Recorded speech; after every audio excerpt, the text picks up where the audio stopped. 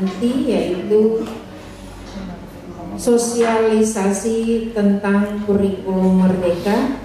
Barangkali nanti akan disampaikan secara bergantian.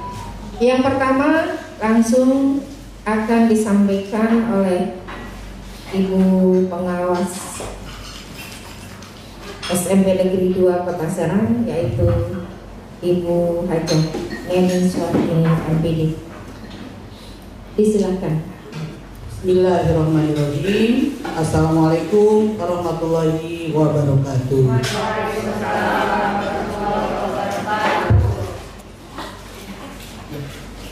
Izin berdiri ya, Bapak Kepala SMP Negeri 2 Kota Serang yang saya hormati, silakan Mas. Rekan saya Bapak Dr. Haji Suwardi yang saya hormati, Ibu Bapak Guru SMP Negeri 2 Kota Serang yang sangat saya cintai, yang saya banggakan. Alhamdulillah kita senantiasa bersyukur di pagi yang cerah kita bisa bertemu kembali, dan ini merupakan salah satu ibadah, yaitu untuk mencari ilmu, untuk tentunya salah satunya yaitu yang tertera di depan itu workshop transformasi pembelajaran.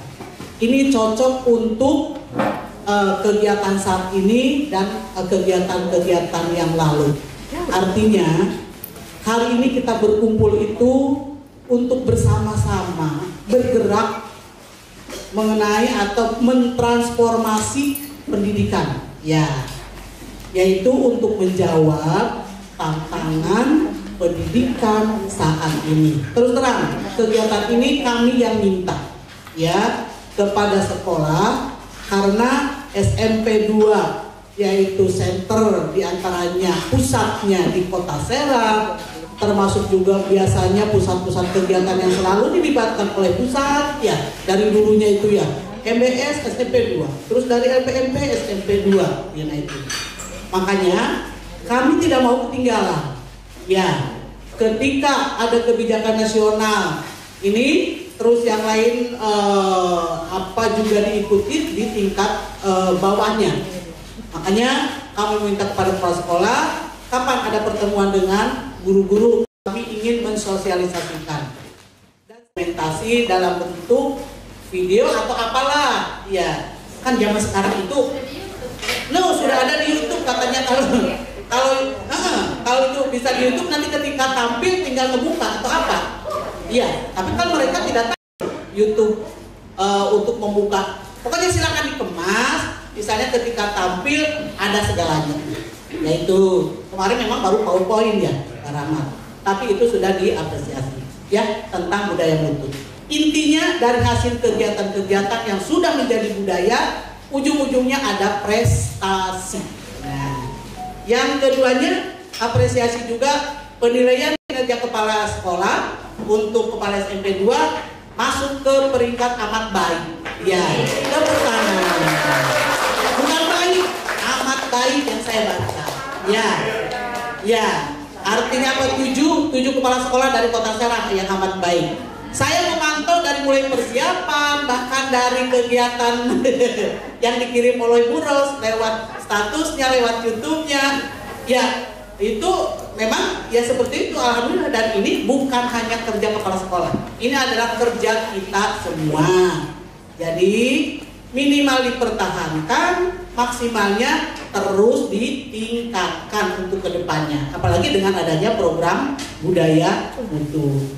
Ibu Bapak, yang berikutnya baru kita hari ini akan membedah kenapa sih harus ada sosialisasi, padahal Ibu Bapak pun mungkin sebagian sudah tahu bahwa materi saat ini itu bisa dibuka sendiri, karena setiap Ibu Bapak guru sudah punya akun belajar ID-nya ya kan? Ya, tinggal buka sendiri, belajar sendiri, terus bisa bekerja juga sendiri. Tapi tujuan kami di kegiatan ini, kami berdua intinya ingin memotivasi Ibu Bapak, ingin mengajak untuk bersama-sama bergerak. Biasanya kalau masing-masing ya semangatnya akan berkurang, tapi kalau kita bersama dibuka, dicoba di sini 1, 2, ya akan tergerak mudah-mudahan. Jadi kita bersama bergerak mentransformasi pendidikan khususnya dalam kurikulum Merdeka. Oke, sudah diberi ini apa? Tongkat ajaib. Ya. Ya, mangga. Bapak Kepala ada urusan yang lebih penting lagi. Mangga. Tinggal ketuk saja kan, Bros? Ya, enaknya jam sekarang ajar ya. Segala fasilitas sudah disediakan. Rebutan, di jadwal. Kalau mau di jadwal. Oh, nggak mau? Hah? Oh gitu. Oh, pengen disentuh. Butuh sentuhan, guys. Butuh sentuhan. Iya. Ingat, kebijakan Kementerian Pendidikan dan Kebudayaan Ristek yaitu tentang Merdeka Belajar. Sudah berapa episode? Kemarin waktu kita workshop itu sudah episode ke-12. Workshop berikutnya sekarang ini sudah jauh lagi. Sudah episode keberapa Merdeka Belajar? Ada yang tahu? Sudah bergerak 12. Sekarang sudah sampai ke, coba kita lihat. Nih, ya, Merdeka Berbudaya dengan kemarin dibuka di SMP 12 baru sini. Hari ini sudah Merdeka Belajar ke-18 episode ini.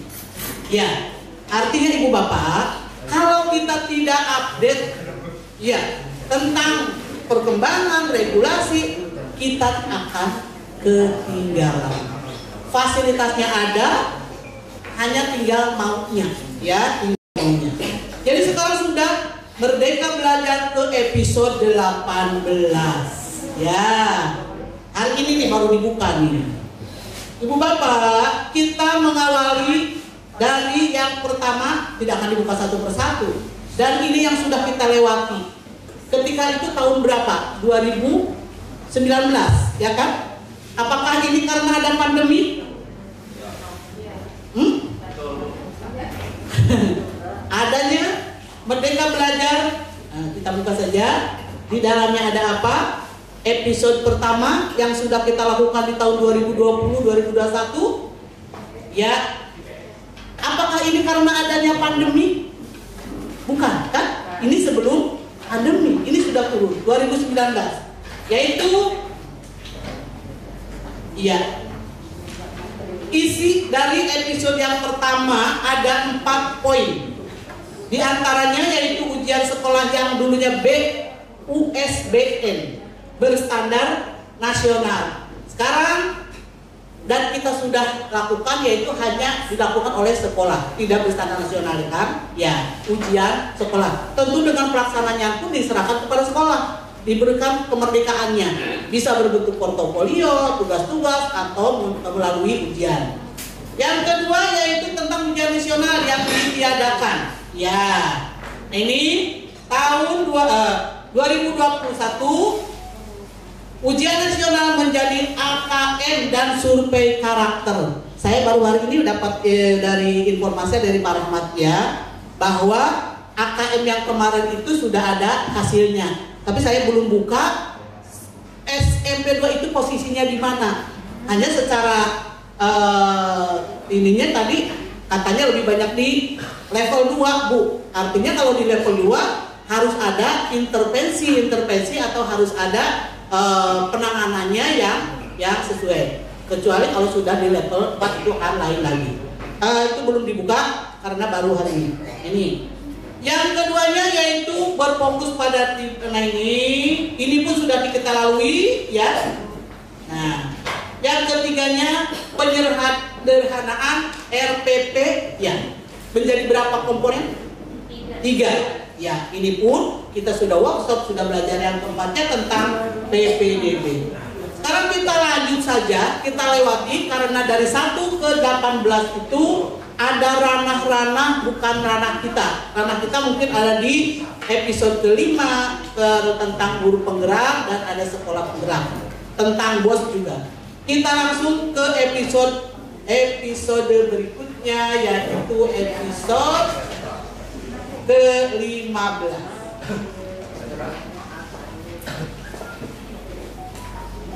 Ya.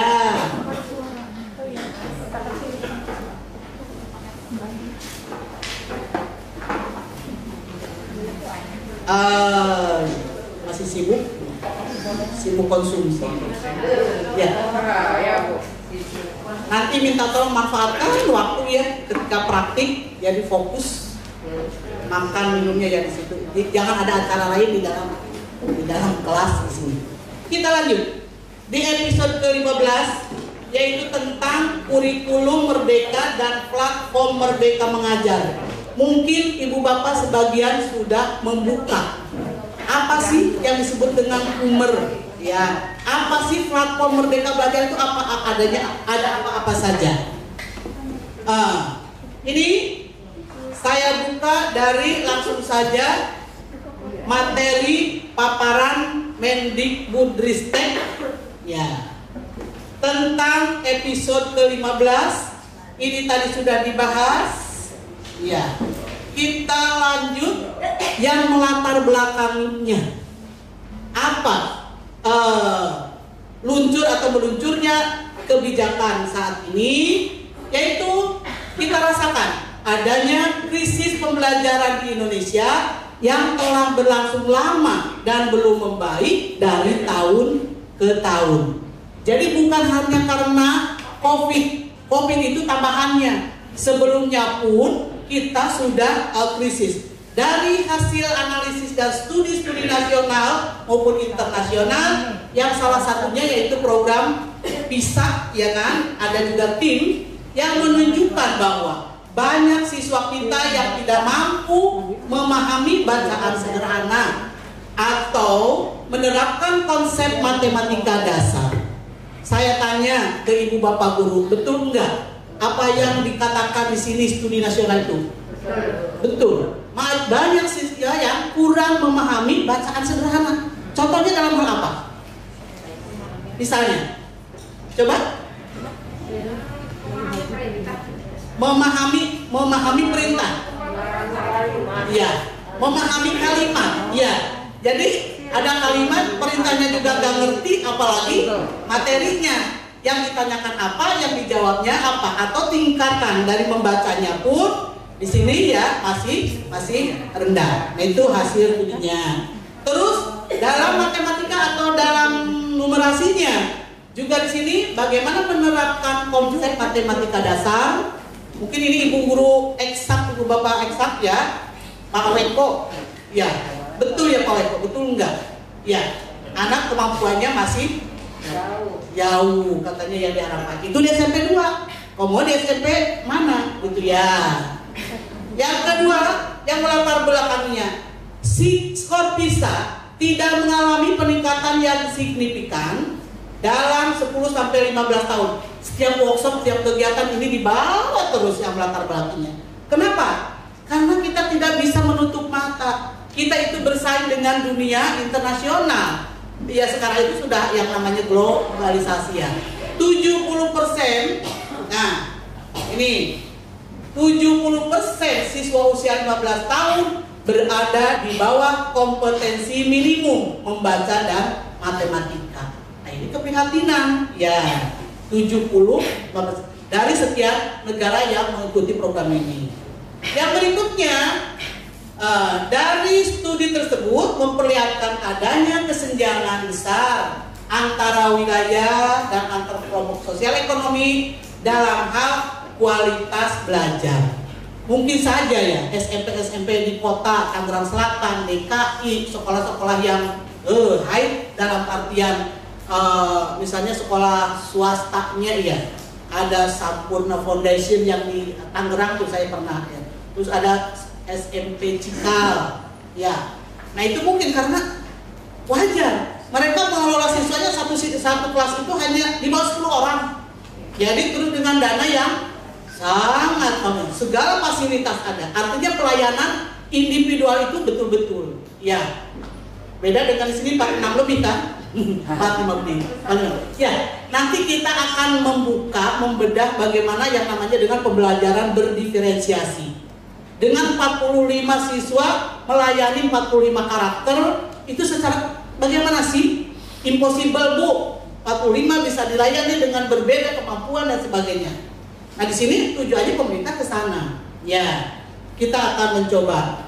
Terus setelah pandemi, krisis pelajar ini menjadi semakin parah 2 tahun, Bu. Ya, di masa Covid, ya, yaitu ada yang dinamakan istilah dengan learning loss, hilangnya pembelajaran dan meningkatnya kesenjangan pembelajaran.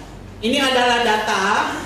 Data itu diambil dari hasil ya penelitian, tidak sembarangan. Ya, indikasi learning loss dan berkurangnya kemajuan belajar dari kelas 1 ke kelas 2 SD. Sebelum pandemi ini, kemajuan belajar selama 1 tahun sebesar 129 poin sebelum pandemi. Literasi 78, poin untuk literasi dan 78 untuk numerasi. Setelah pandemi, kemajuan belajar selama kelas 1 berkurang secara signifikan. Untuk literasi, learning loss ini setara dengan 6 bulan belajar. Bayangkan, ya. 6 bulan belajar ketinggalan loss-nya, setaranya. Bagaimana poin-poinnya itu yang ngadakan penelitian nanti ya ininya. Dibayangkan ya, kalau 1 tahun 6 bulan berkurang tahun berikutnya, berarti anak yang kelas 7 sekarang di kelas 2 itu bisa Ibu rasakan sendiri ya kemampuan yang dimilikinya ya. Terus untuk numerasinya ini di bawah. Loss selama kurang lebih 5 bulan belajar. Ini diambilnya dari 3.390 siswa SD sekolahnya ya. Yang saya baca lebih banyaknya di Pulau Jawa itu tuh yang di Nah, yang melatar belakang ini, yang keduanya salah satu upaya yang sudah dilakukan adalah penyederhanaan kurikulum dalam bentuk kurikulum kondisi khusus. Ya, kita sudah berapa tahun pakai kurikulum darurat? 2 tahun ya? Iya. 2 tahun menggunakan kurikulum darurat. Menggunakan kurikulum darurat pun seperti ini, ya. Proyeksi jika tidak ada learning loss, ini hasil belajar selama 12 bulan ya di masa pandemi. 522 kalau tidak jika tidak ada learning loss. Pada sekolah yang menggunakan K13 yang utuh, loss learningnya 5 bulan. Pada sekolah yang menggunakan kurikulum darurat, 517 learning loss-nya sekian ya. Artinya di sini dengan kurikulum darurat itu salah satunya memitigasi ya atau mengurangi ya learning loss ini yang hasil penelitian. Dan kita tahu bahwa hanya sekitar 31,5% sekolah yang menggunakan kurikulum darurat semasa pandemi. Sisanya nggak tahu yang kurikulum utuh, nggak tahu yang pilihan ketiga yang disesuaikan dengan kondisi sekolah, atau nggak tahu yang mana-mana pokoknya. Sekolah lancar, budak naik kelas, naik lulus, ya itu mungkin banyak ya seperti itu.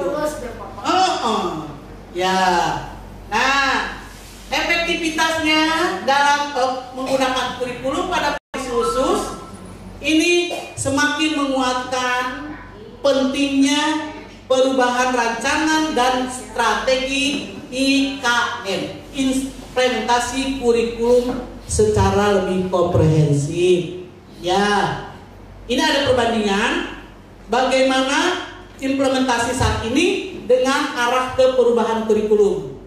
Struktur kurikulum yang kurang fleksibel, jam pelajaran ditentukan per minggu. Nah ini nanti di Pumer strukturnya ada perubahan, termasuk jumlah jamnya pun ada perubahan. Yang saya baca sepintas PKN dari 3 menjadi 2, PAI dari 3 menjadi 2. Ya, terus bagaimana penentuan capaiannya nanti ya. Terus bagaimana? Semakin berkurang jam atau TPG-nya semakin terancam. Ya, ke sana arahnya. Ya, ini menjadi kegelisahan guru. Tapi Ibu Bapak tenang, pemerintah meluncurkan kebijakan tentunya dengan solusinya. Ya, nanti ada solusi yaitu dengan memperbanyak bukan memperbanyak, adanya yang dinamakan dengan pembelajaran berbasis proyek, PJBL ya. Yang dulu PJBL itu mungkin dari satu sekolah itu ada dari sekian puluh guru itu paling hanya 1, 2 atau bahkan nggak ada kali ya. Pernah nggak? SMP 2 menggunakan project based learning dengan kolaborasi antar beberapa mata pelajaran yang dirancang di awal, ditentukan waktunya sampai ke laporan, presentasi dan sebagainya. Itu yang akan menambah jam ya. Terus jadi di struktur arah perubahan lebih fleksibel, jam pelajaran ditargetkan untuk dipenuhi dalam 1 tahun. Bebas, berarti nantinya merdekanya di sini. Nanti tentukan per minggunya akan seperti apa, kita akan lihat di kurikulum ya. Yang kedua, materi terlalu padat yang saat ini sehingga tidak cukup waktu untuk melakukan pembelajaran yang mendalam ya, dan yang sesuai dengan tahap perkembangan peserta didik. Di arah perubahan, fokus pada materi esensial, capaian pembelajaran diatur per fase. Ada istilahnya sekarang itu fasenya A, B, C, D, E, F. Untuk SMP ini fasenya D. Fase D kelas 7, 8, dan 9. Nanti silakan dibuka ya di kurikulum di ada keputusan menterinya. Berikutnya, materi pembelajaran yang tersedia kurang beragam sehingga guru kurang leluasa dalam mengembangkan pembelajaran kontekstual. Nah, di sini di arah perubahan memberikan keleluasaan untuk menggunakan berbagai perangkat ajar sesuai dengan karakteristik peserta didik.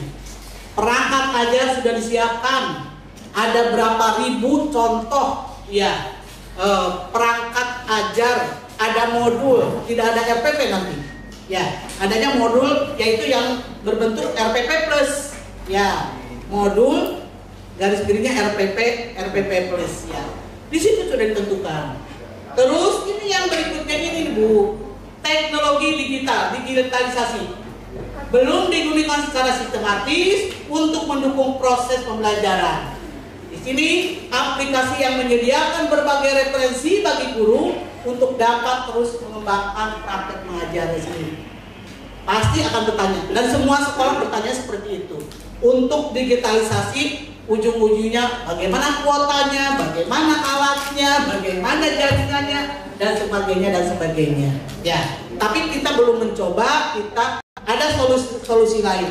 Misalnya dengan di luring, misalnya untuk ngunduh bahan ajarnya, ya nanti di sini tidak sekaligus per buku atau per modul, ada per bank.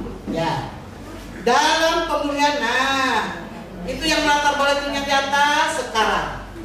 Untuk pemulihan pembelajaran, sekolah diberikan kebebasan untuk menentukan mana yang akan dipilih. Tidak dipaksa. Silakan. Pilihan 1, mau kurikulum 2013 salah penuh, silakan. Yang keduanya tetap menggunakan kurikulum darurat. Ya. Yang ketiganya, pilihan ketiganya adalah menggunakan yang disebut dengan kurikulum merdeka. Hanya untuk menentukan pilihan tidak mungkin hanya bapak kepala sekolahnya saja yang langsung mendaftar. Ini perlu kesepakatan bersama dengan ibu bapak guru, karena yang akan menjalankan adalah ibu bapak guru. Makanya, apa udah daftar Pak Ram? Sudah daftar belum pilihan ini? Belum tahu? Ya, ini ada waktunya, tinggal beberapa hari lagi ya pendaftarannya, yaitu akhir Maret tanggal 31 kalau tidak salah. Makanya saya minta sebelum 31 bertemu dengan ibu bapak, salah satunya adalah menyepakati mau yang mana yang akan diambil. Kenapa kami menyarankan ini nantinya ya? Ini pun tidak langsung, tapi ada tahapan-tahapannya. Nih. Nah, satuan pendidikan dapat mengimplementasikan KUMER secara bertahap sesuai dengan kesiapannya masing-masing. Nah, ini yang awalnya itu kurikulum ini digunakan oleh sekolah-sekolah penggerak Sejak 2021 sampai 2020 kurang lebih sudah 2.500 sekolah yang mengikuti sekolah penggerak dan menggunakan sumber. Yang keduanya, tahun 2023 satuan pendidikan boleh memilih mengimplementasikannya hanya di kelas 7 ya, jadi belum seluruhnya. TK kelas 1, SD-nya 4 dan 6, 7 dan kelas 10. Nah, di sini nanti tidak diloskan oleh pemerintah pun akan menyiapkan angket dan akan membantu satuan pendidikan untuk menilai tahap kesiapannya ya untuk menggunakan. Yang berikutnya, dari kuber yang diambil bisa milih lagi, Bu. Ya, bisa milih, ada 3 pilihan yang dapat diputuskan oleh satuan pendidikan tentang implementasinya. 1. Menerapkan beberapa bagian dan prinsip kurikulum merdeka tanpa mengganti kurikulum satuan pendidikan yang sedang diterapkan. Ya, jadi tetap kurikulumnya yang dilakukan ini, tapi ada beberapa bagian yang dipakai. Nah, itu silakan satuan pendidikan untuk memilihnya. Bagiannya bagian mana yang diambilnya? Mau bahan ajarnya, mau evaluasinya, atau mau belajar ada platformnya. Yang kedua, menerapkan kurikulum merdeka menggunakan perangkat ajar yang sudah disediakan. Dan yang ketiga, menerapkan kurikulum merdeka dengan mengembangkan sendiri berbagai perangkat ajar. Sepertinya kalau yang ketiga berat ya, artinya kayaknya ya untuk mengembangkan sendiri kesiapan kita mungkin belum sampai ke sana. Ini yang lebih pas menurut kami, dan kami pun para pengawas mengarahkannya ke sekolah, yaitu dengan nomor 2, menerapkan kurikulum merdeka menggunakan perangkat ajar yang sudah disediakan. Ya, perangkat ajar yang ada, modulnya udah ada, sampai asesmen siswanya pun sudah siap. Ya, termasuk di dalamnya ada analisisnya dan sebagainya dan sebagainya. Ya, jadi ini pilihannya. Keunggulannya tadi sudah disampaikan, lebih sederhana, mendalam, fokus pada materi esensial dan pengembangan kompetensi peserta didik pada fasenya. Belajarnya lebih mendalam, bermakna, tidak terburu-buru dan menyenangkan, tidak membosankan, tidak ceramah saja di depan kelas, tapi bisa dengan PBL, bisa dengan berbagai bahan ajar yang nanti kita contohkan. Yang kedua, keunggulannya lebih merdeka, ya disebut merdeka. Bagi siswanya, ini untuk di SMA, bagi gurunya sesuai dengan tahapan capaian dan perkembangan peserta didik. Istilahnya nanti capaiannya. Capaian kelas 7 misalnya tentang ada 1000 halaman tuh, 1000 lebih tuh ya. Kalau saya lihat di capaian tapi dari mulai TK sampai ke SMA. Sekolah memiliki wewenang untuk mengembangkan dan mengelola kurikulum dan program sesuai dengan karakteristik satuan pendidikan. Ya, mungkin ada beda dengan sekolah yang lain. Keunggulan yang ketiga, lebih relevan dan interaktif. Melalui kegiatan proyek memberikan kesempatan lebih luas kepada peserta didik untuk secara aktif mengeksplorasi isu lingkungan, isu kesehatan. Misalnya jam sekarang adanya untuk lingkungan di Kota Serang bisa saja ngangkat tentang banjir, atau di lingkungan yang lebih luasnya COVID-nya, Omikronnya sudah menurun, dan sebagainya. Ibu Bapak, dengan pembelajaran berbasis proyek itu bukan daya ingat, akan lama melekatnya karena pengalaman siswa itu betul-betul mengalami dari mulai merancangnya, prakteknya, menyimpulkannya, sehingga nanti diuji apapun insya Allah. Nah, itu arahnya ke sana ya. Ini terus bagaimana penerapannya? Ya, sudah disediakan perangkat ajarnya, buku teksnya dan bahan ajar pendukungnya. Tuh. Terus buku cetak dapat dibeli menggunakan Anabos melalui Siplah. Siplah juga salah satu kebijakan dari Merdeka platform mereka. Yang kedua, sudah disediakan pelatihan dan penyediaan sumber belajar guru, kepala sekolah maupun pemerintah daerah. Ya, yang ketiganya nanti bisa dilihat sendiri, jaminan jam mengajar dan TPG. Sudah dijawab. Ya, walaupun ada perubahan struktur, tapi di sini material tidak merugikan guru. Semua guru yang berhak mendapatkan TP ketika menggunakan K13 akan tetap mendapatkan hak tersebut. Ya. Selain itu, ya ini. Itu yang melatar belakangi dan secara garis besar hanya kulitnya saja tentang apa sih yang disebut dengan kurikulum Merdeka. Selain itu, penerapan Kumer juga didukung oleh platform Merdeka Mengajar yang membantu guru dalam mendapatkan referensi, inspirasi, dan pemahaman untuk menerapkannya. Nah ini, ya, ada platform Merdeka Mengajar, ya, platform edukasi yang menjadi teman penggerak untuk guru dalam mewujudkan pelajar Pancasila. Masih ada yang tahu apa sih yang disebut dengan profil pelajar Pancasila? Pernah dengar yang sering kalian? Ya. Apa itu yang disebut dengan pelajar Pancasila? Profilnya seperti apa? Ada berapa? Apa saja pilar-pilarnya? Berakhlak. Satu. Masalah bineka, gotong royong, kolaborasi,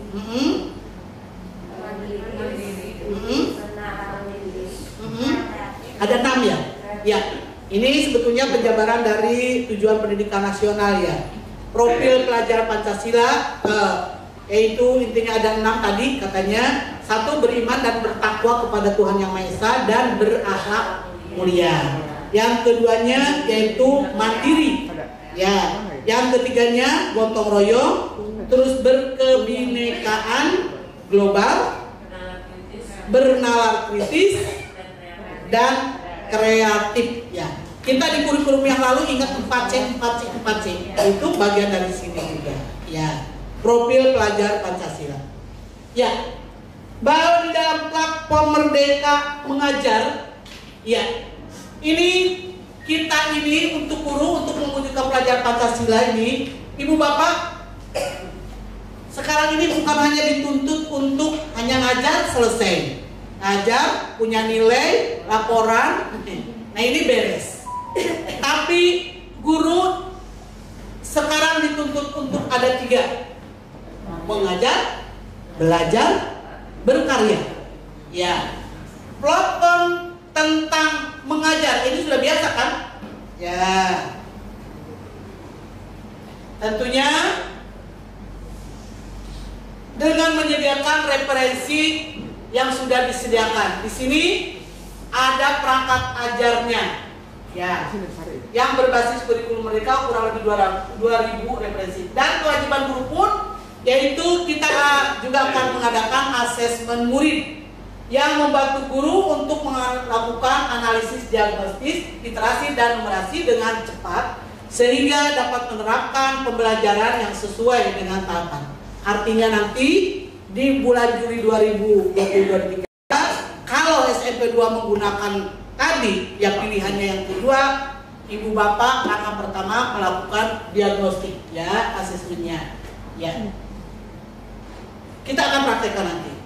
Mengajar, yang keduanya yaitu platform tentang belajar. Belajar ada bentuk pelatihan mandiri, ya. Kemudian ini, Kuma, tuh, Bu, ini,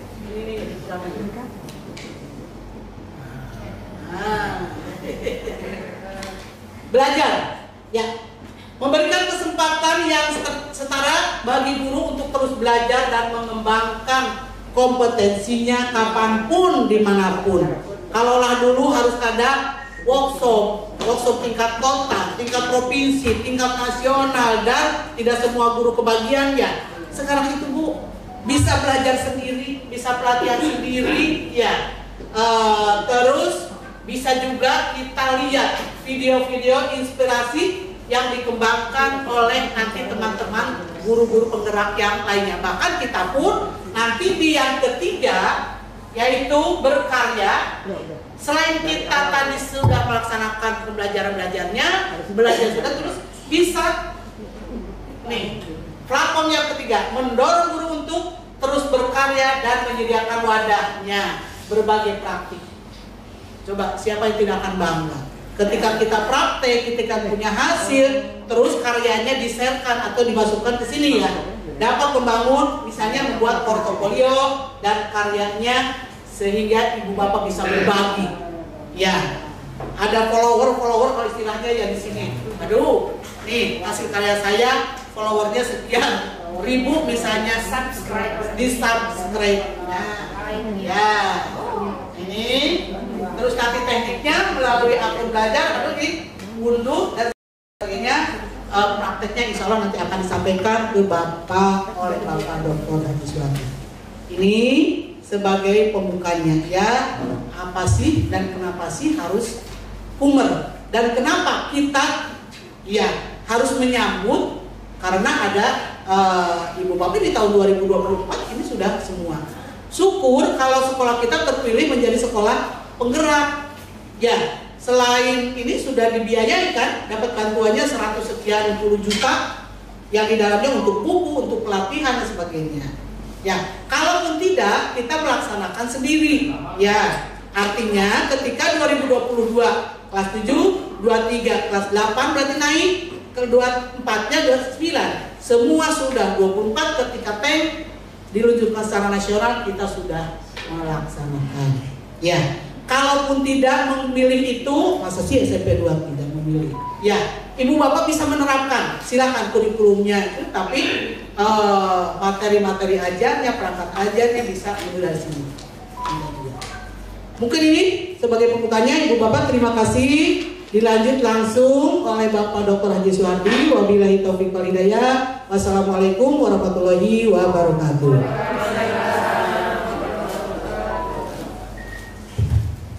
Sehat di akhir-akhir masa tugasnya.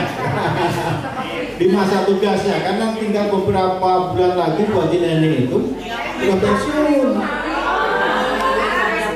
Ya, tahun ini adalah tahun terakhir menyelesaikan tugas-tugasnya.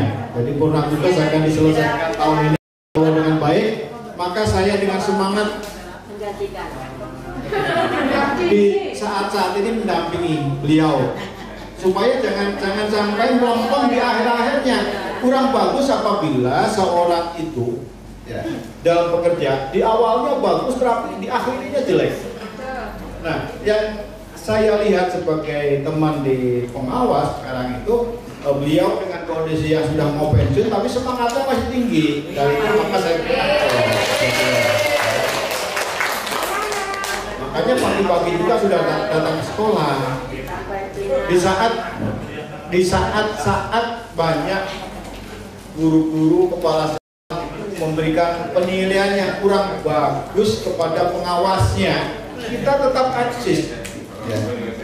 Tetap bersemangat datang ke sekolah-sekolah mendampingi bapak ibu guru, terutama saat ini untuk mempersiapkan sekolahnya menghadapi implementasi kurikulum Merdeka yang kita sebut dengan prototipe kurikulum atau juga kurikulum paradigma baru.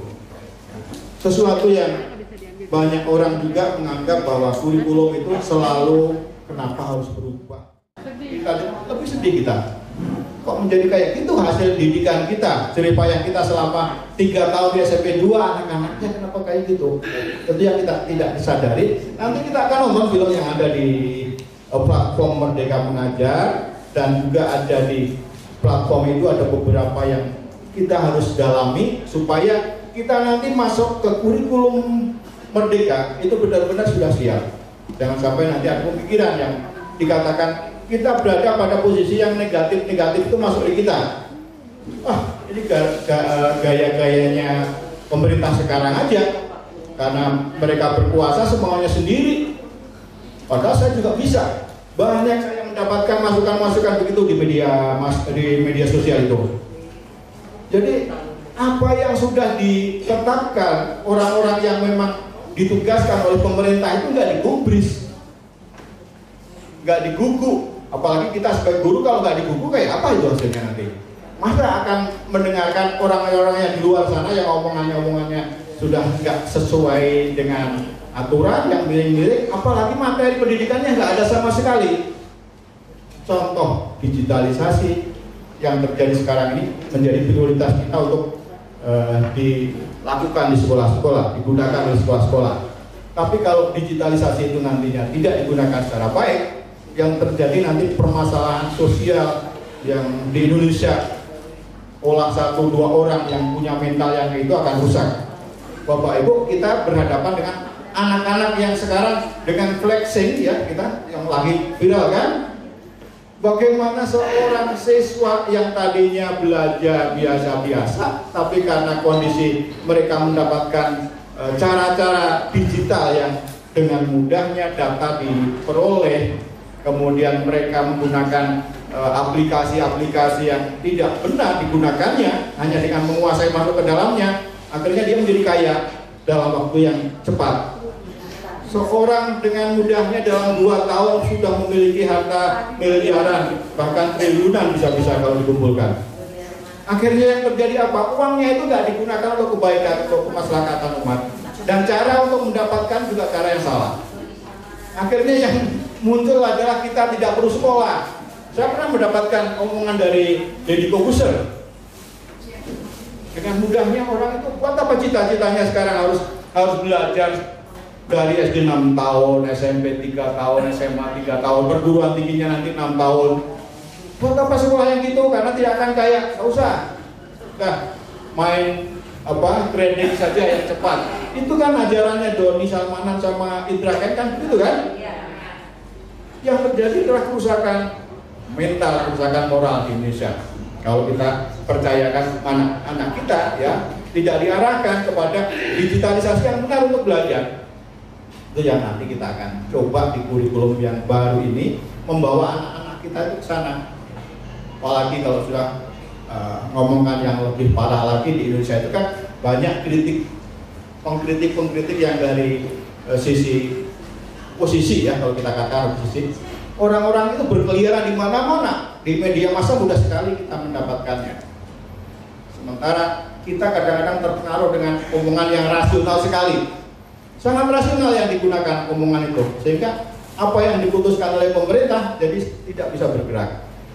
Kita tidak bisa menjalankan pekerjaan yang untuk kemaslahatan kita yang sudah dirancang oleh anggota dewan, anggaran sudah diketok tapi tidak bisa dijalankan. Di antaranya yang kayak gini pemikiran-pemikiran yang negatif. Jangan sampai nanti anak-anak kita itu bisa terbawa oleh arus itu. Ya.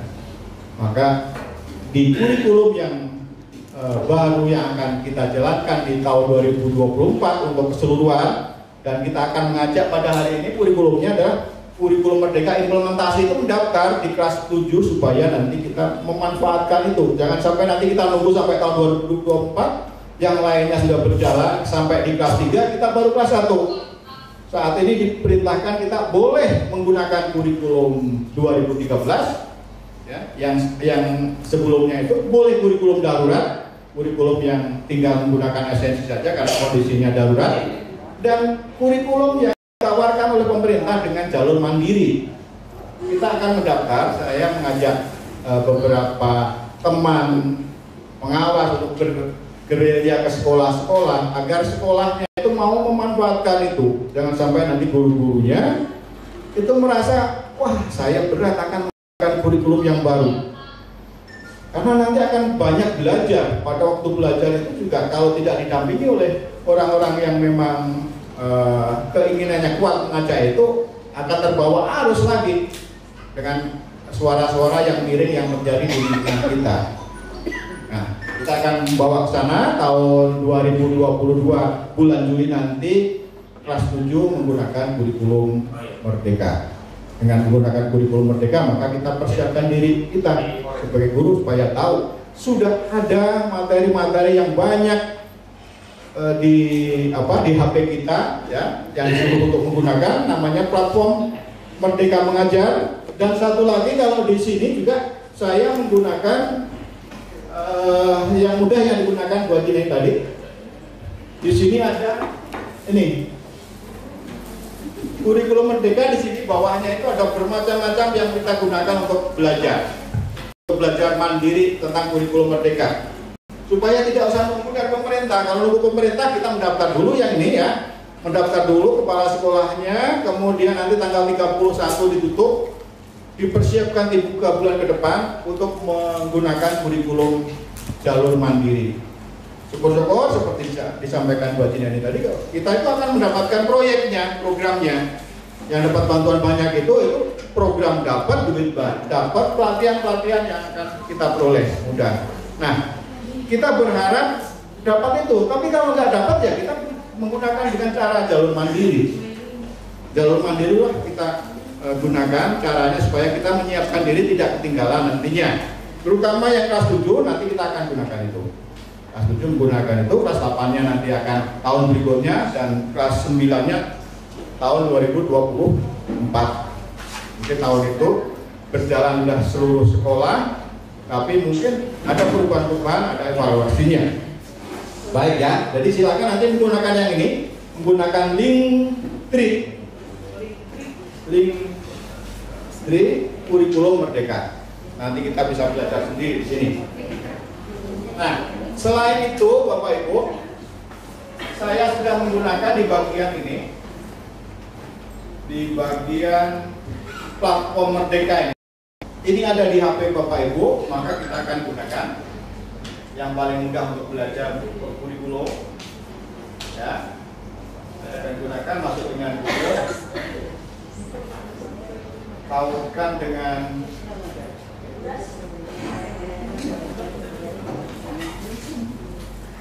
ya, saya akan gunakan dengan akun yang sudah ada di sini, yang belajar ID.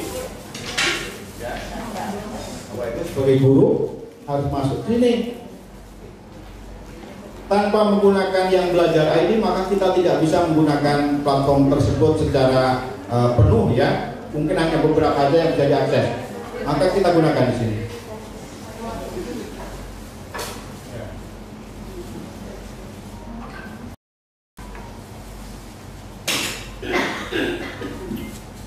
Nah, disinilah kita menggunakannya nanti. Walaupun di tempat lain juga ada, tapi kita yang sudah disediakan dari dari halaman depan tadi akan ketemu di sini. Kita akan gunakan kelima-limanya ini ya. Tapi sebelumnya saya akan tampil lagi ke materi yang saya buat tadi, sosialisasi umur ini ya, di sini, supaya lebih fokus lagi sebelum materi sana. Baik. Nah, di platform tadi ada 5 yang muncul, yaitu tentang asesmen siswa, kemudian tentang perangkat ajar, kemudian pelatihan mandiri, tentang video inspirasi, dan bukti karya saya. Memudahkan Bapak Ibu semuanya untuk belajar kurikulum, dan nanti akan digunakan pada waktu juga kita mengajar. Baik materi nanti akan kita gunakan sebagai kurikulum Merdeka ataupun kurikulum yang sebelumnya yang sekarang ini kita bisa memanfaatkan. Mana yang kita gunakan? Misalkan asesmen siswa kita gunakan untuk AKM secara mandiri. Yang kemarin sekolah ini sudah punya sosialisasi dulu, guru-gurunya sudah mendapatkan pelatihan dulu mengenai asesmen kemarin ya, pedia ya. Ternyata di kurikulum Merdeka itu sudah ada, dan tidak usah repot-repot menggunakan aplikasi untuk siswanya, cukup gurunya sudah bisa. Apakah Bapak Ibu sudah menginstal di HP-nya? Sudah semuanya? Yang belum segera diinstal ya. Kita akan mencoba berkolaborasi di awal-awal ini dengan menggunakan platform mengajar. Ya, kita gunakan video inspirasi dan pelatihan mandiri supaya kita akan paham dengan apa yang kita kerjakan sebagai guru. Ya, Ya, ada video yang menginspirasi pada kita sebagai guru-guru. Ya, banyak. Ya, pada video orang lain yang dimunculkan. Tapi kalau kita buka, maka kita akan merasa bahwa yang kita lakukan itu saat ini begitu orang lain melihat sebagai sebuah peran yang bagus sebagai guru, tidak merasakan hal itu tadinya, tapi terbuka di sini, sehingga muncullah namanya video inspirasi.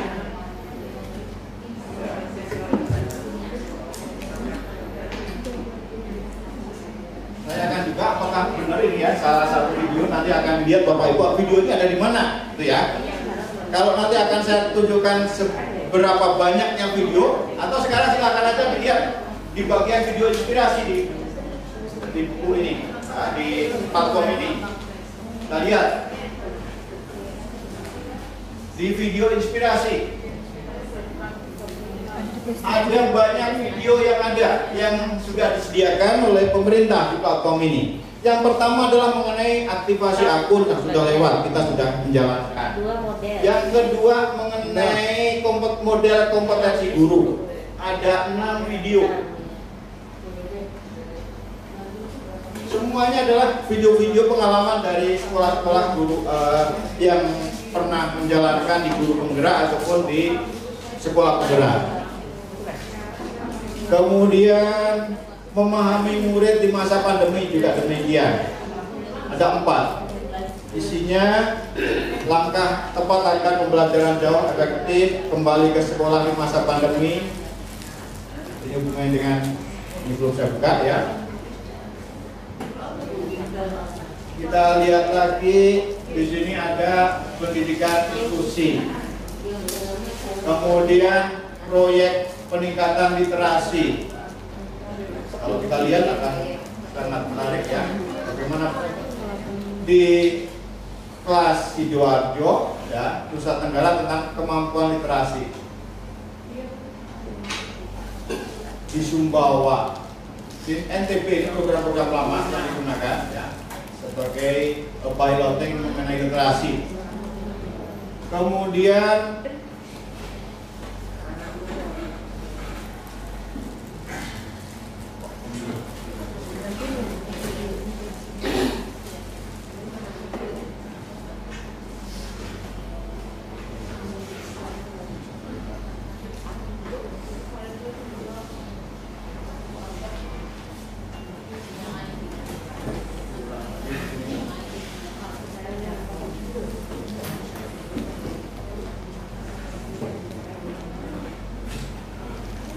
ya, yang kita akan coba salah satunya nanti ada video tentang pembelajaran berdiferensiasi ya. Ada asesmen diagnostik, profil pelajar Pancasila, mengelola satuan pendidikan, panduan platform Merdeka Mengajar, ada 12 video. Ini kalau Bapak Ibu menggunakan semua panduan-panduan yang memudahkan kita untuk menggunakan platform tersebut. Nah, di sini ada pembelajaran berbasis proyek yang dikenal dengan pembelajaran proyek itu kayak apa, kita akan bacanya dari sini. Sudah bisa, sudah ada videonya. Nah, modul pembelajaran berbasis proyek, draft berbasis proyek, draft manajemen tool, kemudian 6 proyek manajemen toolnya. Kemudian seri guru penggerak yang dilakukan di guru penggerak sudah muncul di sini. Bagaimana menjalankan strategi stop. Jadi pada waktu belajar akan jenuh, ya, mengajar 3 jam atau 2 jam juga sudah jenuh, anaknya tidak terkontrol, anaknya tidak konsentrasi. Supaya konsentrasi bagaimana? Maka menggunakan strategi ini. Strategi stop. Tutorial pelaksanaan stop bagaimana? Kemudian pembelajaran berbasis inquiry. Kemudian yang baru terkenal adalah ini, ya, sangat terkenal sekali pembelajaran berdiferensiasi. Ya, nanti kita akan buka ini juga, pembelajaran berdiferensiasi. Di antaranya adalah dipahamkan bahwa pembelajaran itu tidak boleh disamaratakan semuanya di kelas ya. Kita nanti akan membacanya dimulai dengan contoh dari kurikulum hewan. Ini digunakan di guru penggerak. Kemudian masih banyak lagi ya. Pokoknya kalau dijumlah banyak banget Pak. ya. Menciptakan budaya, menciptakan etika pengambilan keputusan. Jadi di sini juga ada bagaimana kasus-kasus yang ada digunakan untuk menyelesaikan permasalahan tentang etika pengambilan keputusannya. Ada lagi ini juga menarik sekali yang terjadi di kondisi di sekitar kita atau pada waktu di kelas ya. Bagaimana kasus-kasusnya yang ini akan kita selesaikan bersama-sama semuanya. Baik, selain itu ya, saya akan buka juga di sini.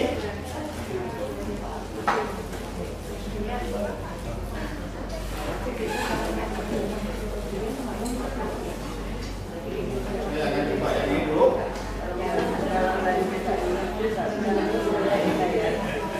Ya.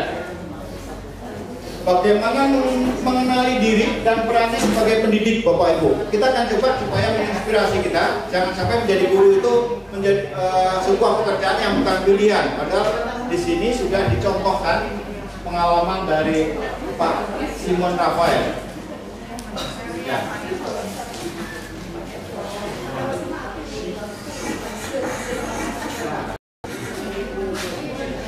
Ibu dan Bapak Guru salam berbahagia.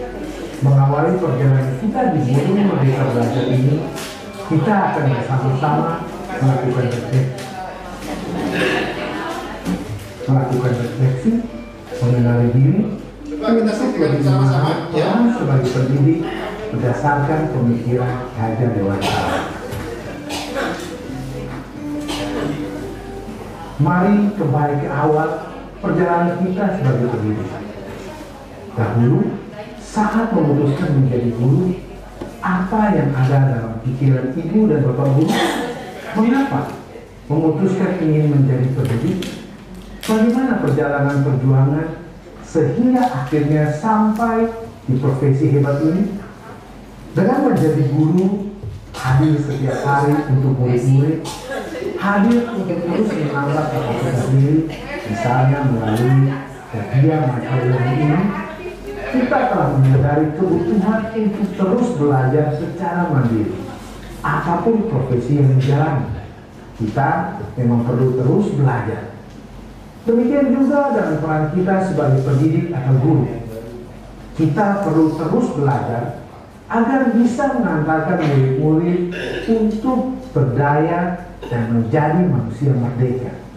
Dengan kesadaran untuk terus belajar secara mandiri, kita telah mengatur diri sendiri, dan ini adalah bagian dari perjalanan kita menjadi manusia merdeka. Menurut Ki Hajar Dewantara, manusia merdeka adalah manusia yang hidupnya bersandar pada kekuatan sendiri, baik lahir maupun batin, tidak tergantung pada orang lain.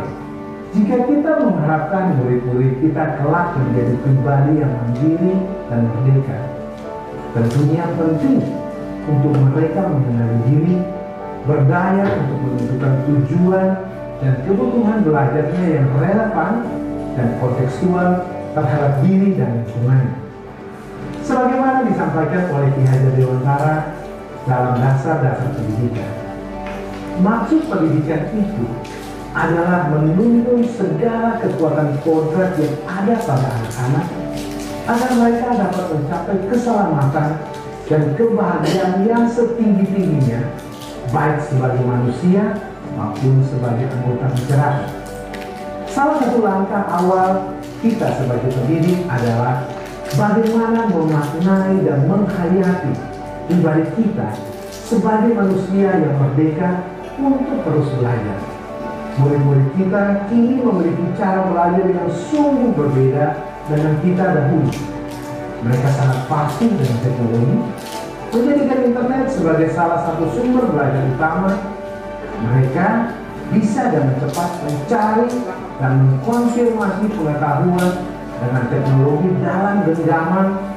Mereka bisa menjangkau pengetahuan sekalipun tanpa kita berikan. Lantas, ibu dan bapak guru, apa yang perlu kita selaraskan agar bisa menjadi pendidik yang relevan dengan konteks zaman? Murid-murid kita memang sudah jauh berbeda dari kita. Namun, mereka tetap butuh kehadiran sosok pendidik.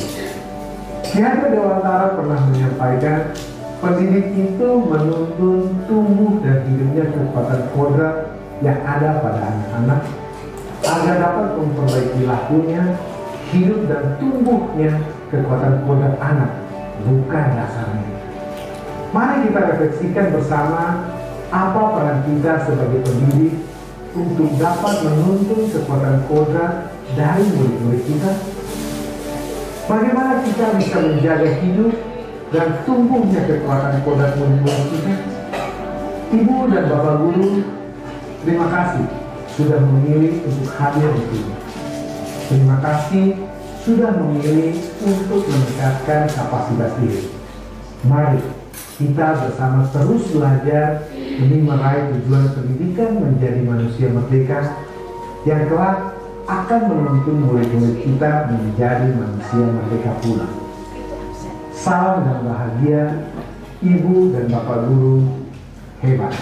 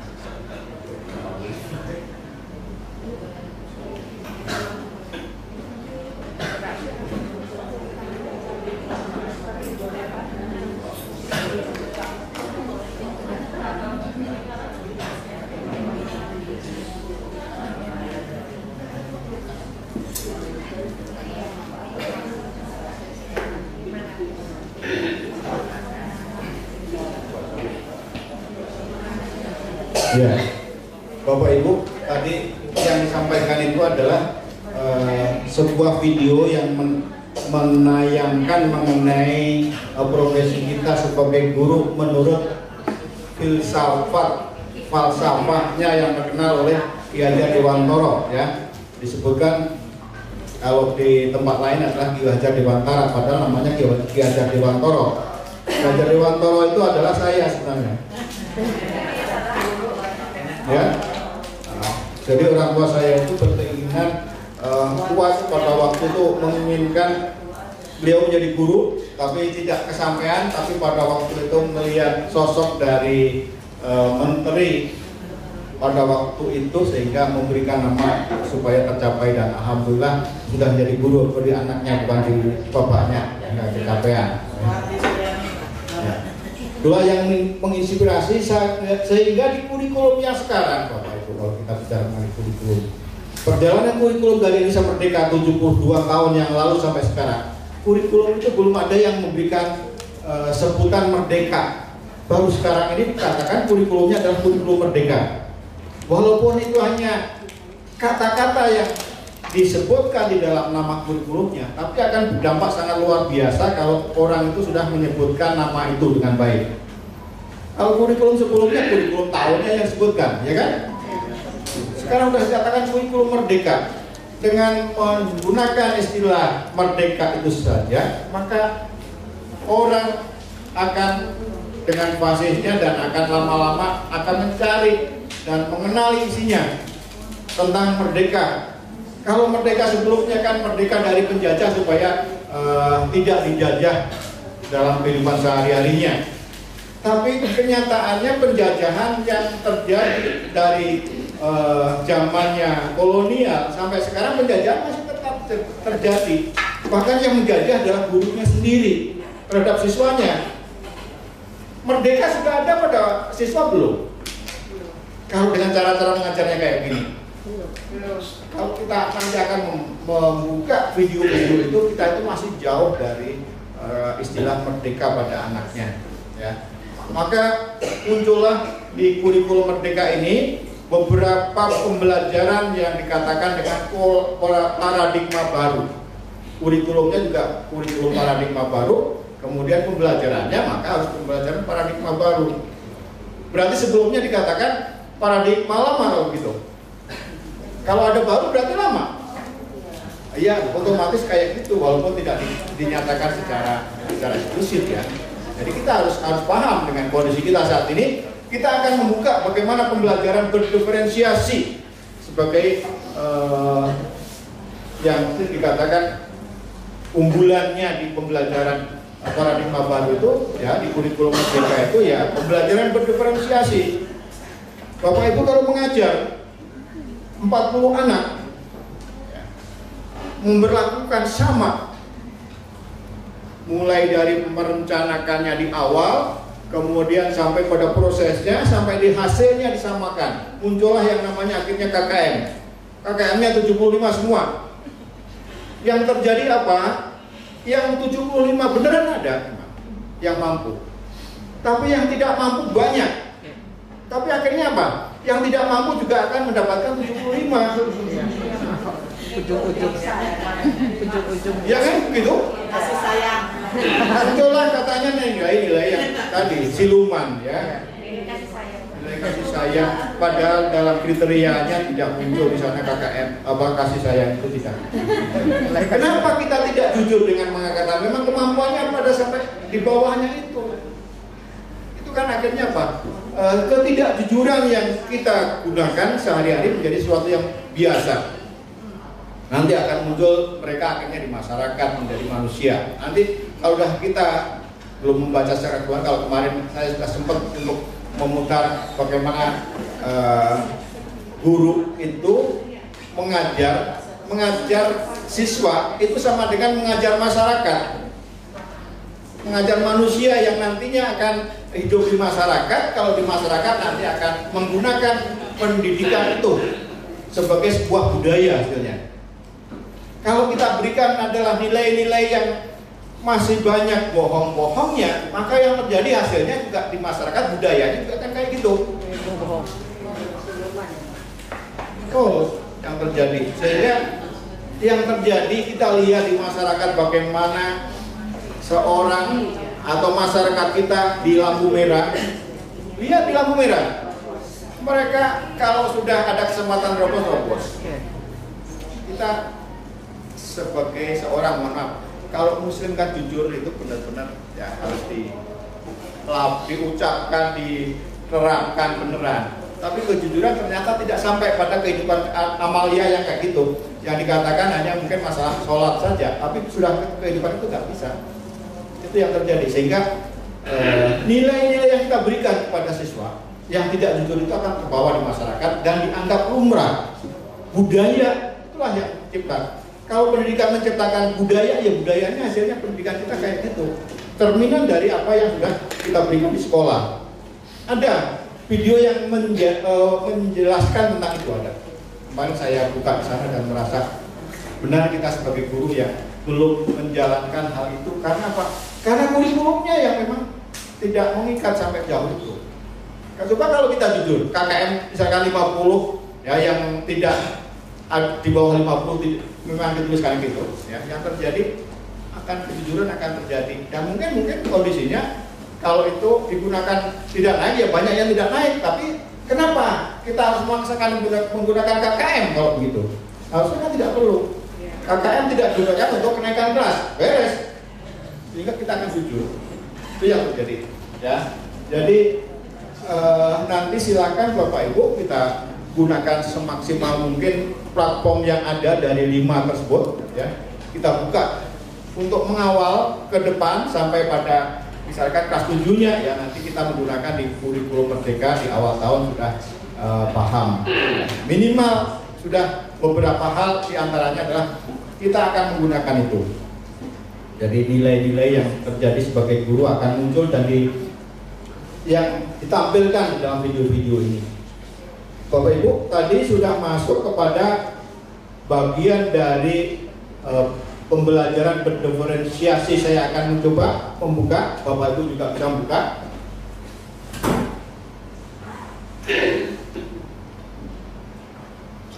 Kalau ini tadi adalah mengenai pelatihannya.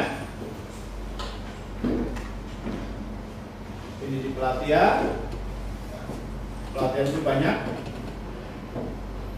Jadi ibaratnya pelatihan itu kita diberikan pelatihan oleh pemerintah, yang biasanya kalau pemerintah mengadakan pelatihan itu kan memang terprogram ya, ada uangnya, ada segala macam itu. Nah, yang di sini ada pelatihan mandiri. Kalau mandiri itu artinya berarti oleh kita sendiri. Siapa yang mau berlatih ya di sini akan mendapatkan materi. Kalau nggak mau ya hanya sekedar materi yang ada dari pemerintah tidak dimanfaatkan. Kayak kalau kita memberikan buku kepada siswa, buku itu tidak dibaca, hanya diberikan aja, tidak diajarkan, sama dengan itu juga nantinya.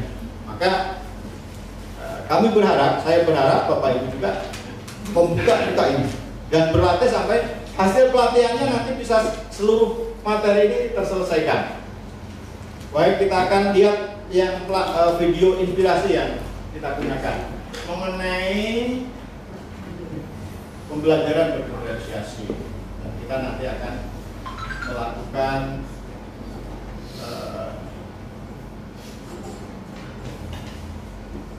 kesadaran. Nah, akan berdiskusi nanti ya. Kita akan buka dari kurikulum hewan dulu.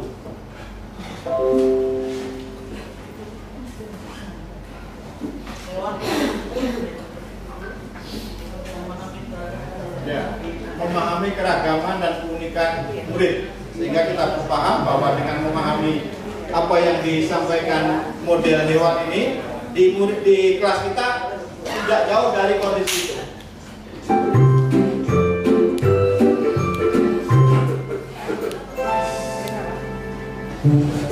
Ibu dan Bapak calon guru penggerak, hutan adalah salah satu tempat hidup beraneka ragam hewan dan makhluk hidup lainnya. Hutan merupakan rumah bagi mereka. Pada suatu hari, Raja Hutan berpidato di hadapan semua hewan di hutan dan mengatakan, "Untuk menghadapi tantangan dunia baru, maka aku akan mendirikan sebuah sekolah. Semua anak-anak hewan yang ada di hutan diwajibkan untuk bersekolah." Tanggapan masyarakat hutan setelah mendengar perintah sang Raja Hutan tentang kewajiban anak-anak harus bersekolah sangatlah beragam. Jadi terdengar keriuhannya. Mereka mendiskusikan kurikulum yang harus diajarkan di sekolah hewan tersebut. Semua memiliki pendapat yang berbeda. Pagi yang cerah, warga hutan mengantar anak-anak mereka ke sekolah hewan untuk mendaftar masuk sekolah. Mereka antri dengan tertib berbaris. Warga hutan beserta anaknya dijelaskan oleh jerapah sang kepala sekolah bahwa sekolah hewan tersebut telah memutuskan untuk mengadopsi kurikulum kegiatan yang terdiri dari berlari, memanjat, berenang, dan terbang. Agar lebih mudah pengelolaan kurikulumnya, maka semua hewan wajib mengambil dan mengikuti semua mata pelajaran. Bebek sangat bagus dalam berenang, maka dia lebih baik dari instrukturnya. Tapi dalam ujian terbang, nilainya hanya pas-pasan. Untungnya, ia tetap lulus ujian terbang tersebut. Yang membuat dia sedih adalah hasil ujian berlarinya. Ia mendapatkan nilai yang sangat buruk karena dia sangat lamban dalam berlari. Padahal, bebek sudah berusaha dengan sangat keras. Dia harus tinggal di sekolah setelah sekolah usai untuk latihan berlari ini. Dia bahkan juga terpaksa meninggalkan hobinya berenang untuk menambah jam latihan berlarinya. Dia berlatih sangat keras hingga selaput kakinya robek. Akibatnya, ia pun tidak bisa menunjukkan hasil yang baik bahkan dalam ujian renang karena masalah dengan kakinya tersebut. Bebek pun gagal di ujian berlari dan hanya mendapat nilai rata-rata dalam ujian berenang. Bebek sedih sekali mendapat nilai rata-rata. Tapi di sekolah tidak ada yang peduli dengan kesedihannya. Menurut guru-gurunya, nilai rata-rata Bebek sudah memenuhi kriteria kecerdasan minimal atau KKM. Jadi tidak masalah. Kelinci tadinya senang karena ia selalu mendapat nilai bagus di pelajaran berlari. Tapi akhir-akhir ini semangat belajarnya menurun drastis. Ia lelah karena hampir setiap hari harus mengikuti kelas remedial untuk berenang. Sementara itu, tupai adalah hewan yang sangat baik dalam memanjat pohon. Tapi saat pelajaran terbang, ia mengalami frustasi. Di kelas terbang, gurunya meminta ia terbang dari bawah ke atas dan bukan dari atas pucuk pohon ke bawah. Karena diforsir, ia kelelahan. Tupai pun mengalami kram. Akhirnya, Tupai mendapat nilai C dalam memanjat dan nilai D dalam berlari. Elang di kelas dikategorikan sebagai anak bermasalah dalam disiplin, sehingga sering sekali dihukum. Di kelas memanjat, ia selalu mengalahkan semua hewan yang lain dan sampai ke pucuk pohon terlebih dahulu. Tetapi, ia bersikeras untuk naik ke atas pohon dengan menggunakan caranya sendiri. Menurut elang, yang penting adalah tujuan akhirnya. Ia akhirnya juga tidak lulus. Gurunya sudah memintanya untuk terbang dari bawah, ia tetap tidak mau mendengarkan. Psikolog sekolah mendiagnosis elang memiliki oppositional deviant disorder, gangguan oposisi menantang. Rencana modifikasi perilaku yang ketat pun lalu dikembangkan untuk elang. Pada akhir tahun, seekor ular yang kebetulan bisa berenang sedikit, berlari sedikit, memanjat, dan terbang sedikit, memiliki nilai rata-rata tertinggi di antara para hewan. Sebagai murid yang dianggap terbaik, dia diminta mengucapkan pidato akhir tahun mewakili hewan-hewan lainnya. Anjing-anjing padang rumput memutuskan tidak bersekolah karena tidak ada kurikulum menggali. Para orang tua anjing kemudian lebih memilih mengirimkan anak-anaknya untuk magang kepada Musa, sambil terus mengkritisi kebijakan sekolah hewan.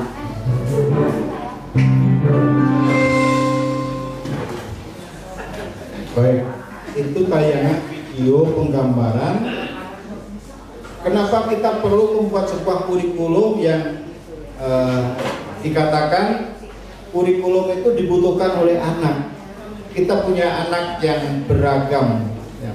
Banyak profil pembelajaran yang mendasari mereka itu tidak sama kemampuannya, yang dimiliki tidak sama. Tapi kita lakukan selama ini adalah dibuat sama. Nah, itu yang sudah terjadi bertahun-tahun dan sekarang kita coba. Nah, lewat ini juga, lewat video tadi saya ingin mendapatkan masukan dari Bapak Ibu, ya.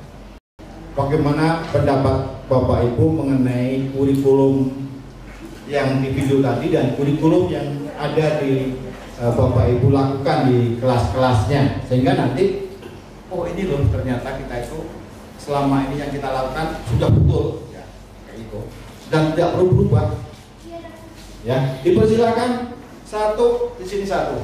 Siap ya. Terima kasih. Assalamualaikum warahmatullahi wabarakatuh.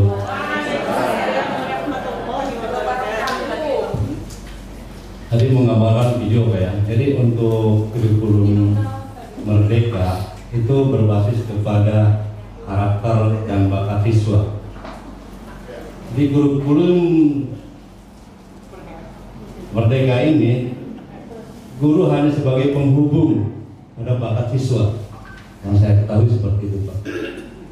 Kalau untuk kurikulum 13 yang sekarang kita pelajari, mungkin patokannya bukan ke karakter siswa, ke bakat siswa, tapi sudah ditentukan oleh guru masing-masing. Jadi mungkin perbedaan itu Pak. Jadi saya juga saya sekali ingin bertanya nih ya, karena walaupun sesi pertanyaan belum dibuka.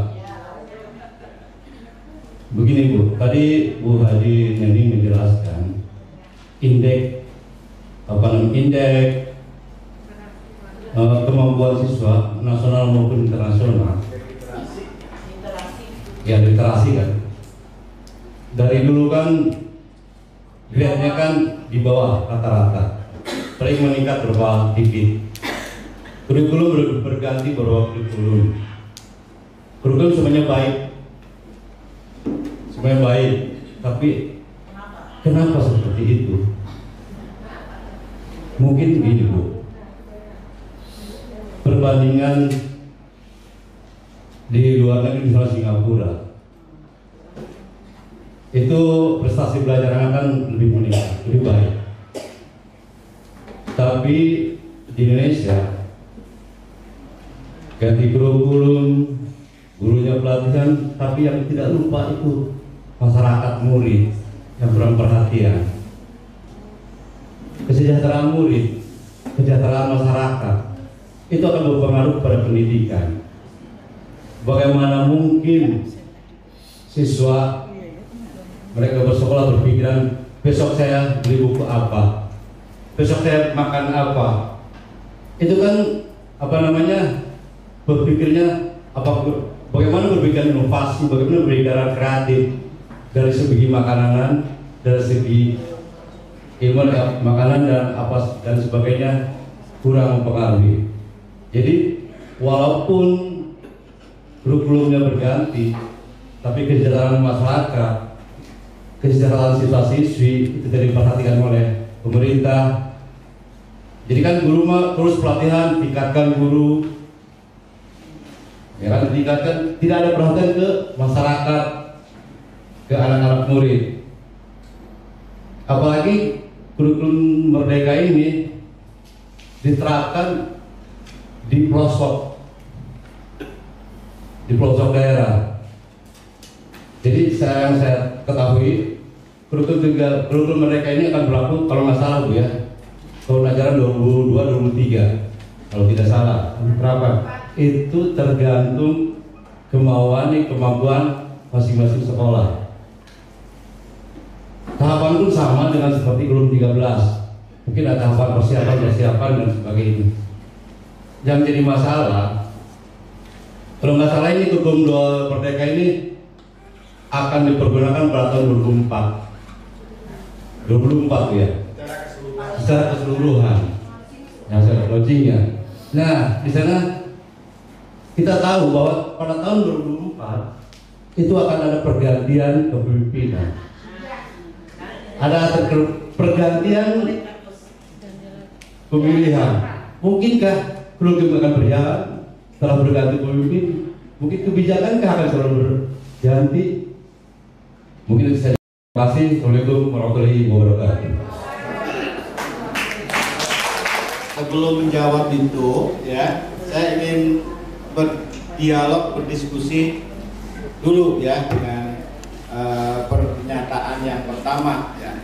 Kalau Bapak sekarang ditanya, kira-kira setuju nggak dengan kurikulum yang sekarang? Setuju Pak. Berarti kalau setuju harus menyiapkan, mengikuti apa-apa yang nantinya kita pada waktunya harus berjalan dan kita memahami konten dari kurikulum itu ya, kayak gitu ya. Kita kan sebagai prajurit Pak ya. Ya. Itu sebagai pemimpinan.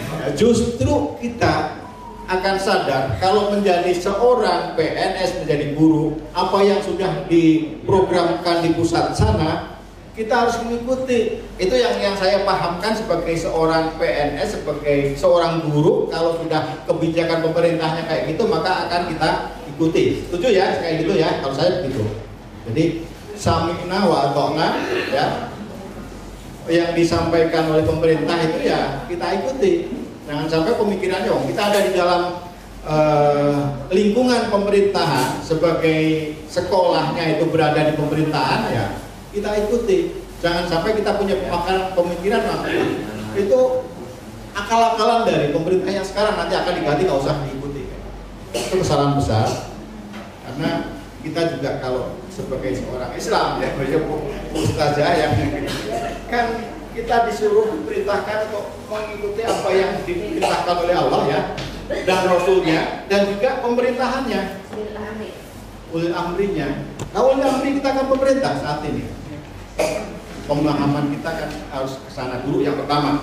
Yang keduanya ya, karena kita sudah diangkat menjadi seorang yang diberi amanah, ya harus menjalankan amanah itu. Kalau memang tidak cocok, tidak bersedia, ya mundur jadi guru, jadi PNS. Akan kayak gitu harusnya. Orang itu begitu. Kalau sudah tidak mau. Nanti kalau kita akan bertahan di lingkungan itu, akan kita itu merasa tidak cocok terus-menerus, bertentangan dengan hati kita. Lama-lama akan sakit, lama-lama akan meninggal nantinya karena tidak suka dengan keadaan. Kalau kita menjadi guru, ya jadilah guru yang memang sekarang ini yang dituntut adalah update, ya update terus mengikuti perkembangan. Itu yang pertama ya dalam menyikapinya kayak gitu.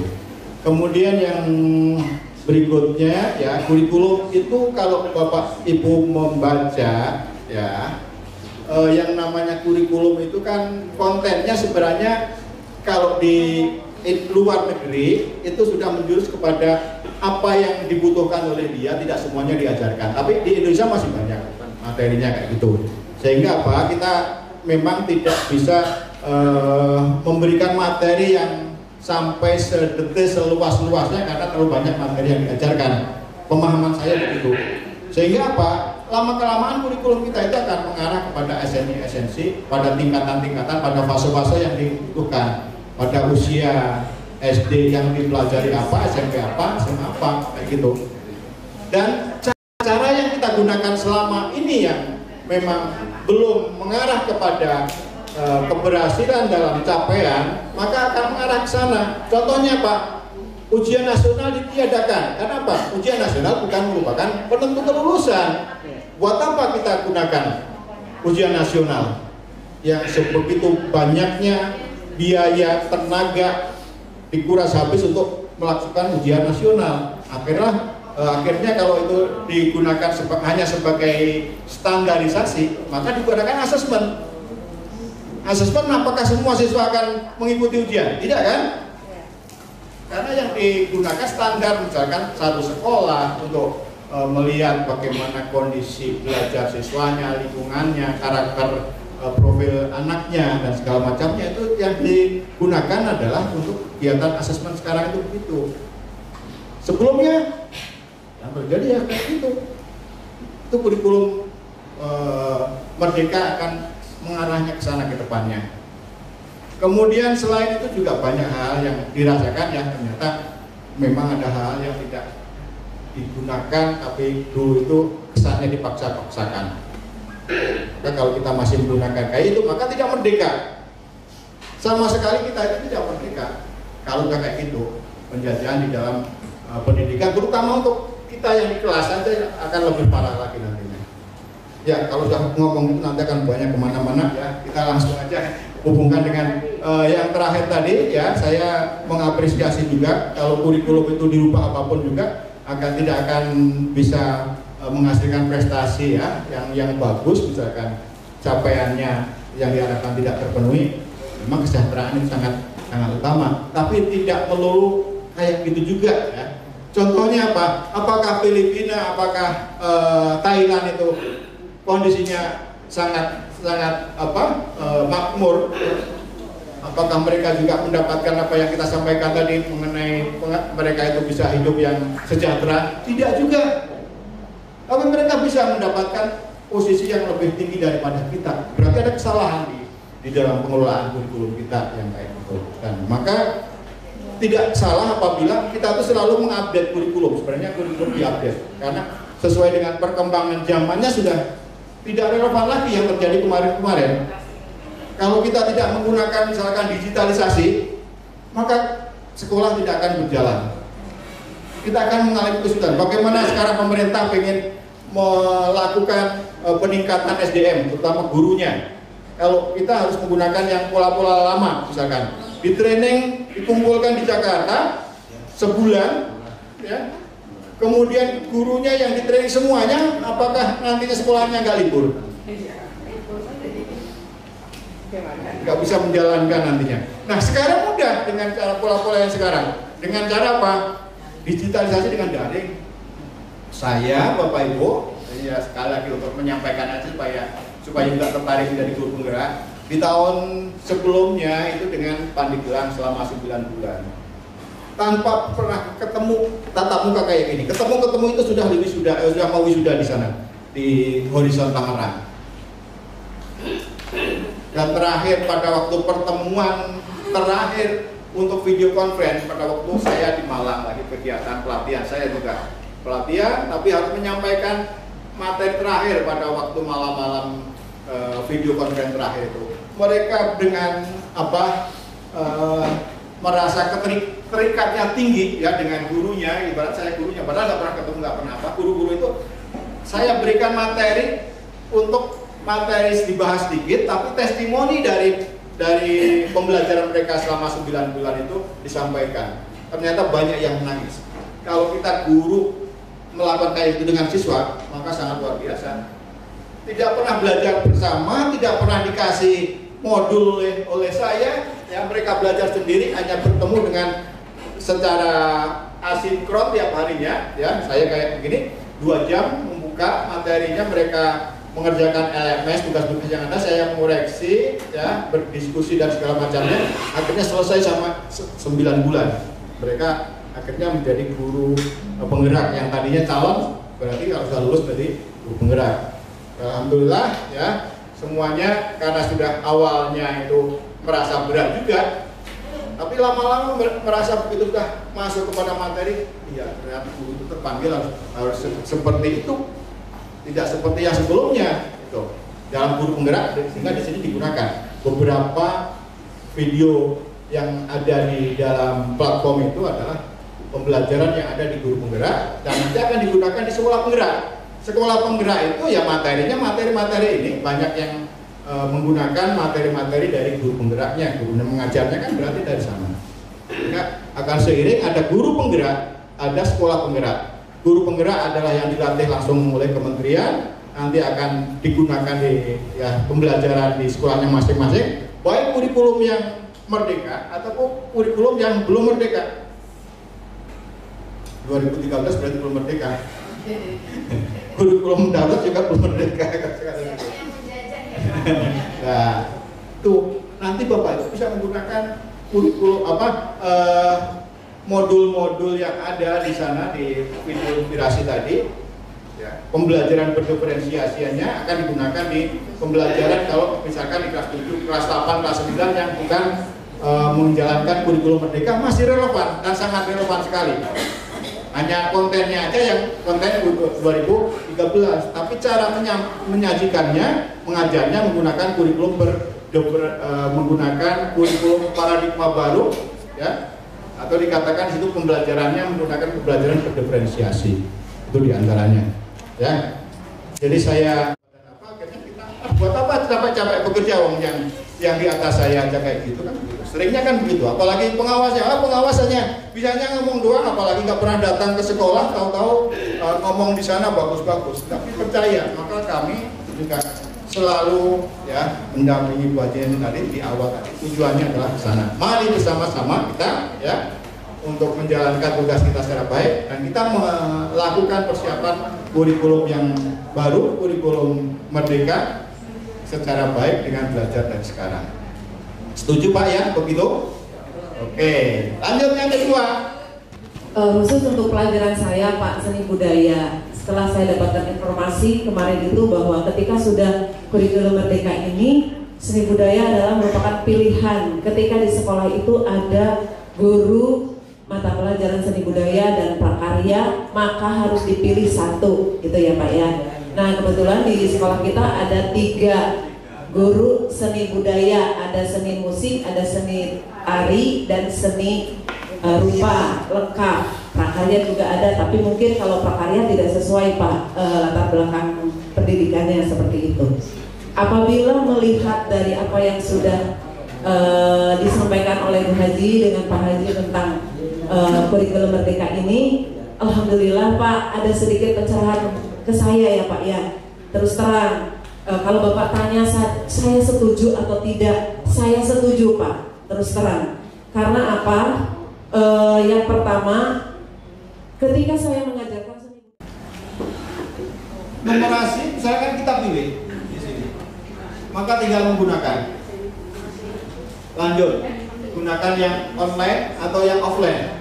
Offline itu bagi mereka yang tidak punya HP, yang tidak punya alat. Tapi kalau kita menggunakan yang punya HP atau punya alat, maka kita gunakan yang pertama. Lanjutkan. Buat kelasnya, yang diujikan untuk kelas mana? Kalau sudah punya kelasnya, tinggal menggunakan aja. Atau buat kelas baru. Kemudian dilanjutkan. Bisa digunakan tautan. Dikirimkan kemana? Lewat WA bisa. Nah, kemudian ya setelah saya maka tinggal kirimkan WhatsApp-nya.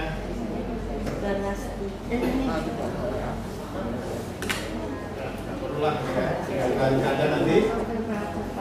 Kemudian setelah diberikan, nanti kan mereka mengerjakan. Kan muncul di sininya materi ini, misalkan numerasi atau yang ini teks informasi kelas 7-9 tentang literasi. Sudah 7 murid belum mengumpulkan dari 29 murid yang mengumpulkan. Daftar muridnya siapa yang mengumpulkan? Ini kemarin praktek di SMP 12. Saya akan melihat saharukan dari atas ya dari atas di apa langsung aja dinilai aja sekalian gitu ya di sini daftar muridnya kelas 7A itu. Kemudian kita lakukan diperiksa dulu nilainya benar apa salah. Jawabannya kok ada kayak begini. Lihat harusnya kunci jawabannya di sini. Harus diujikan dulu ya supaya bisa menjawab. Nah, kita nyatakan nomor 2-nya benar.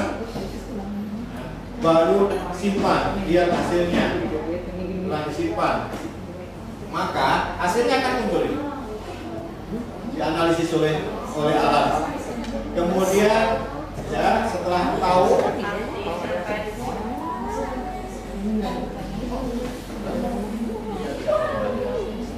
anak ternyata nomor 1 salah jawabnya, maka akan muncul stimulusnya apa? Ternyata yang dikerjakan adalah di sini penjelasannya. Nomor 2 dijawabnya salah juga. Pertanyaannya, komunikannya ternyata salah.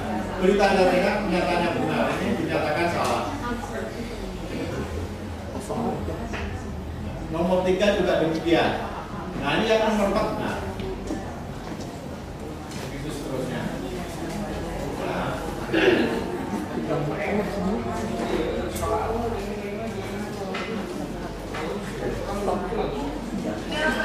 Maka hasil akhirnya untuk anak yang namanya SMP 12 itu adalah perlu intervensi khusus karena hanya mendapatkan nilai 33 dari skala 100. Itulah kemudahan kita ya menggunakan platform asesmen murid. Silakan digunakan di kelas masing-masing dicobakan ya. Tidak harus anak itu install ya platform itu, tapi cukup menggunakan link dari Bapak Ibu buat ya yang di share. Kalau yang Assessmentpedia rasanya harus anak juga harus menggunakan, tapi yang ini tidak, jadi dibukakan. Soal-soal sudah ada kan? Sudah ada semuanya. Kemudian ada penjelasannya di sini juga tentang asesmen itu, penjelasannya kemarin di penjelasannya misalkan informasinya ini ya di belakangnya sudah ada teknik-tekniknya. Kemudian mengapa saya tidak bisa mengakses produk, misalkan mengapa asesmen murid tidak muncul di aplikasi, membuat kelas, mengapa tidak bisa menampilkan murid menggunakan asesmen, bagaimana ID asesmen murid terhapus jika soalnya di Google Formulir. Kemudian mengapa asesmen dikumpulkan murid tidak lihat dalam aplikasi. Jawabannya dibutuhkan 5-10 menit yang sudah dikumpulkan, hal itu juga dipastikan mengumpulkan asesmen. Iya. Kalau sudah buat, sekarang sudah disediakan.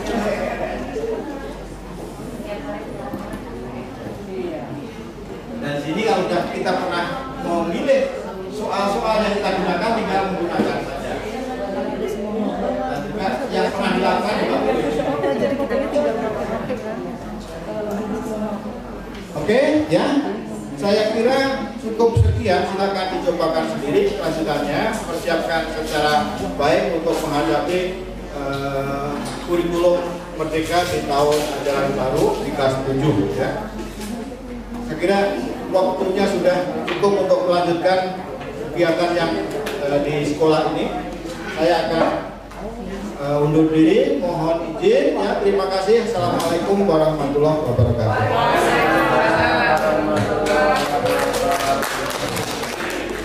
Sekali lagi kita beri aplaus Bapak Ibu untuk kedua ibu dan bapak pengawas ini. Sekali lagi hatur nuhun untuk kegiatan sosialisasi yang kita anggap cukup. Kita bersama-sama mengakhiri sosialisasi hari ini dengan bersama-sama membacakan hamdalah Bapak Ibu.